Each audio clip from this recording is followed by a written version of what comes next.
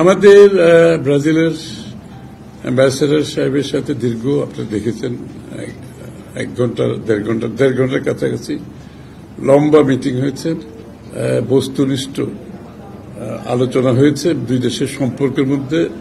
বিশেষ করে তারা আগামী দিনের নির্বাচিত সরকার আসলে ব্রাজিলের সাথে কি কি কাজ করার সম্ভাবনা আছে এগুলো দীর্ঘ আলোচনা করেছে এবং এখানে বেশি গুরুত্ব পেয়েছে আমাদের কৃষি। আপনারা জানেন কৃষিতে ব্রাজিল অনেকটা এগিয়ে আছে এবং তাদের কৃষি এবং লাইভ স্টক অনেক বড়।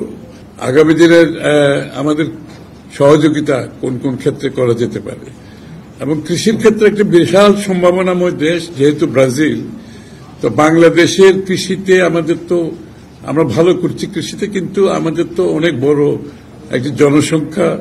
এই জনসংখ্যাকে আমাদের যদি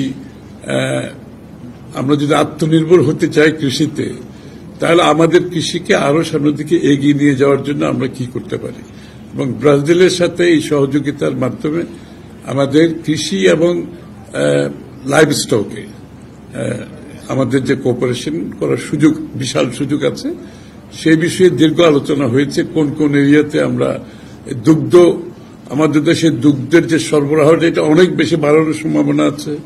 আমাদের লাইভ স্টকের মাধ্যমে, বিফ ফ্যাটেনিং এর মাধ্যমে আমাদের নিজস্ব কনজামশন করে রপ্তানিরও সুযোগ আছে কিন্তু, এবং এগ্রিকালচারাল প্রোডাক্টের বেলায় এবং এগ্রিকালচারাল প্রোডাক্টের প্রবৃদ্ধি আরো কিভাবে বাড়ানো যায়, কারণ আমরা কম জমিতে বেশি ফসল ফলাতে হবে, এই জন্য কিভাবে বাড়ানো যায় সেটা আলোচনা হয়েছে, দীর্ঘ আলোচনা।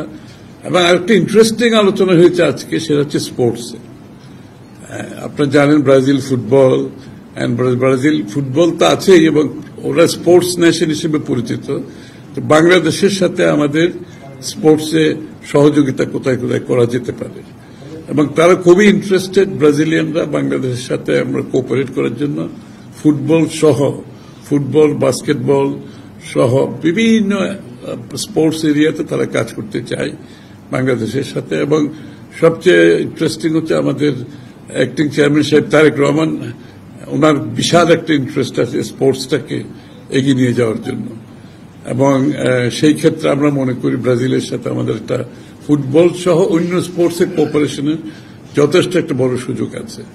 তো সেই জায়গাটা আমরা কাজ করব, সুযোগ যখন সময় মতো যদি সুযোগ পাওয়া যায় এই দুই এরিয়াতে মোস্টলি। আর এমনি ওভারঅল দুই দেশের মধ্যে সাংস্কৃতিক ইত্যাদি ইত্যাদি আলোচনা হয়েছে কোঅপারেশনের। এই তো এটাই তো তাদের মনোভাব হচ্ছে, তারা নির্বাচিত সরকার হলে সিদ্ধান্তগুলো বাস্তবায়নের সুবিধা হবে এবং তারা সেটার অপেক্ষায় আছে।